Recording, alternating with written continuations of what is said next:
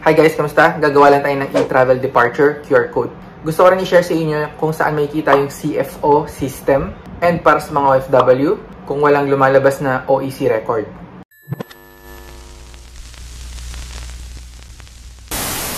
Before we begin, quick intro lang. E-travel departure is not for foreigners. This is only for Filipino citizen or Philippine passport holders only. And kung meron kang flight within Philippines or domestic flight, hindi mo na rin kailangan gumawa ng e-travel. Yung requirements naman, dapat meron ka ng e-travel account. So, pwede ka mag-register sa website ng e-travel or after mong mag-create ng account sa eGov.ph app. Another requirement is yung flight itinerary or flight information mo. Kasi dapat alam mo yung kung anong airport and kung meron ka bang connecting flight. And yung address mo kung saan ka mag-stay abroad. Pumunta sa etravel.gov.ph. Pwedeng gumamit ng eGov. Tapos, make sure na meron na kayong account nga. And then, magsa-sign in lang tayo. Click nyo yan. Or click nyo tong click here, sign in. Tapos, gamitin yung email address and password para makapag-login. So, ito na yung dashboard natin. Kung gusto nyong gawan yung family member nyo ng eTravel, i-click nyo yung add family member. Tapos, sasagutan nyo yung mga information na to. Meron akong guide kung paano maglagay ng family member. So, balik lang tayo sa dashboard. Pag nalagay nyo na sila sa family member, ganito itsura nyan. Lalabas yung pangalan nila dito. Anyway, click natin yung new travel declaration. So, yung for me, ito yung para sa inyo. For others naman, ito yung para sa family mo. Kung dinagdag mo na sila. Pwede mo rin gawan yung ibang tao kahit hindi mo sila family member. Yun ang pagkaintindi ko. Lalagay mo rito others. It will be in a separate video. But anyway, click lang natin yung for me para sa atin. For air, or lilipad tayo by flight.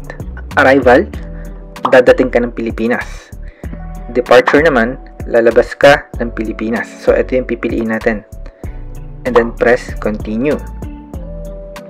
Kung OFW ka, lalabas dito yung OEC mo. Pero don't worry, basta meron kang record sa DMW website, kahit walang OEC dito, walang problema yan. Para naman sa mga taong magmamigrate papuntang ibang bansa, kailangan nyo ng CFO. Ito pipiliin nyo. Lalabas dito dapat CFO nyo. Pero kung meron na kayong residential permit or resident visa, hindi nyo na kailangan ng CFO. Ignore nyo lang yung error na yan. OFW, direct hire, pwede ring work employment. Kung magtutour ka lang naman, piliin mo na lang dito is holiday, pleasure, or vacation. Pero kung hindi naman for tour, piliin mo na lang kung ano ang travel purpose ang pwede rito. Aircraft passenger, so wala tayong babaguhin dyan. Flight information, so gagamitin nga natin yung pinakita ko. Philippine Airlines. Flight number PR102.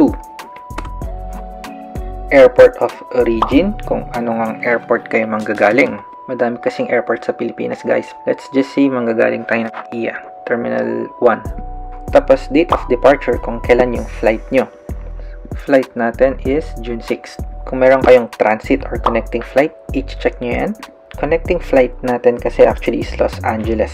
So guys, hindi lumalabas yung Los Angeles dito sa country of transit natin. Lagay na lang din natin United States. And then airport of transit, LAX pala. Date of transit natin is 7 kasi pagdating natin doon is June 7 na. Okay. Kung wala naman kayong connecting flight, pwede nyo alisin yung check dito. Dito na tayo sa destination. Ang punta talaga natin is New York. Kasi nasa Amerika yung New York. Yun na lang lagay natin. Airport of destination, JFK. And arrival natin guys is June 7 na lang. Sample ticket lang yun. Okay, so date of return, June 12. OFW, any date pwede, basta after ng departure date nyo.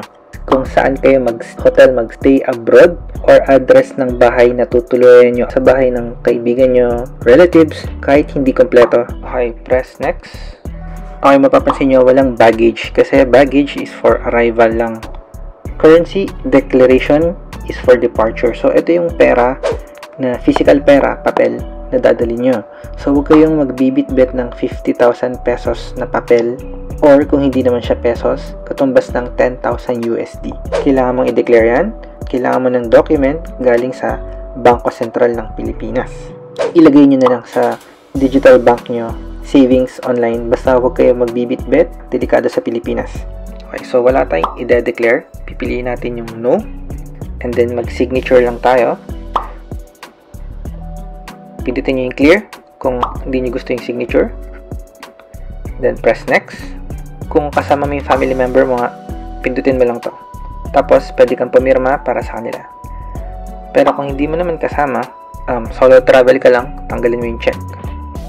And then press next. Tapos press yes mo lang ulit kasi nga hindi naman natin nga kasama yung family member natin. And then double check your personal information, travel details, flight information, connecting flight, tama ba lahat, customs declaration, and then pwede mo nang i-press yung submit. So congrats guys, ito na yung e-travel QR code mo. Nakalagay dito, departure. And then yung flight mo palabas ng Pilipinas, June 6 nga, papunta ng USA. Hindi natin malagay yung New York guys kasi hindi maselect. Pero nasa Amerika naman yung New York. I-save nyo to sa cellphone nyo. Download nyo lang to or pwede nyo kunin sa email nyo. Hindi naman siya hahanapin palabas ng airport guys. Pero pag na-detect nila na wala kayong e-travel QR code, pagagawan nila kayo at pipila na naman kayo ng sobrang haba. Click natin yung home. So ito na yung ginawa natin. Click nyo yung view manage kung gusto nyo edit yung information nyo. And then yung QR code, kung gusto nyo i-download, click nyo lang to. Pwedeng mangyaring error sa inyo guys. Yung lalabas yung link na to, currency form or baggage declaration form. Link yung lumalabas, hindi yung normal na sasagutan mo online. Hindi naman problem yan guys. Ignore nyo lang. I think naglolo yung website ng e-travel. Yun lang guys, kung meron kayong tanong, just comment down below. Kung hindi ka pa nakasubscribe, please subscribe. Shout out and thank you sa mga supporters at laging nanonood ng channel ko. Maraming salamat ulit. I will see you in my next video.